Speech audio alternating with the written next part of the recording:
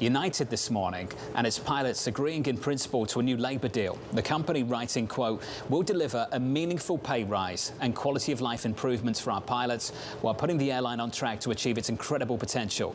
George Ferguson of Bloomberg Intelligence joins us now for more. George, what's it going to cost them? So, sorry, I don't have it right at hand, but they're going to get a deal that's very similar to Delta. It's going to be probably 18% pay raises initially, retroactive, I imagine, to the beginning of this year, another 5% at year end, and then a 5% year after that, 4% year after that, 4% year after that, plus, again, whatever changes they have to quality of life, which are kind of rules changes at the airline, which will probably cost productivity. George, I'm going to ask this as a consumer who's faced higher fares over the last few years. Does this mean eventually we're going to see better capacity? I mean, it's going to help, I think, that the large U.S. full-service carriers pull in more pilots, but there are only so many pilots in the marketplace, and we're having a real challenge, I think, finding people that want to come to this industry and become pilots.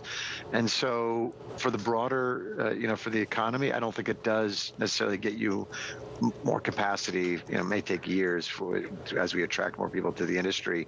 My guess is what it means is other parts of the industry suffer from more shortage. Regionals are going to be challenged. The fractional, net jets kind of folks, they're going to be challenged.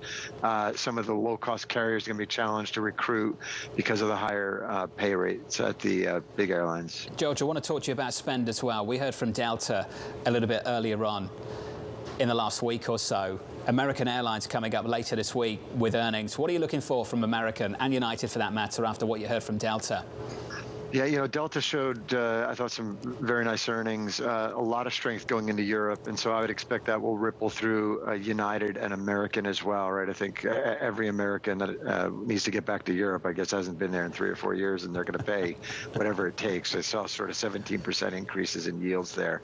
Domestic was zero, it was flat, and so we feel like maybe the pandemic bounce could be over here in the States, sort of domestically, and so I guess we're going to watch that very closely, right? Because it feels like the last couple summers have been marked by leisure travel. Again, leisure passengers really willing to pay almost anything it takes to get away on a nice vacation. The question is, can you extrapolate that into 2024? I'm not sure that bounce persists, especially if the economy slows a little bit. And we keep watching closely business. It's not fully back. We kind of see between 65 and 75% back. These airlines will need that business traveler as they get into Q4 and Q1. So we're watching that closely too for signs in the earnings. Some big questions there, George. I think we're all asking.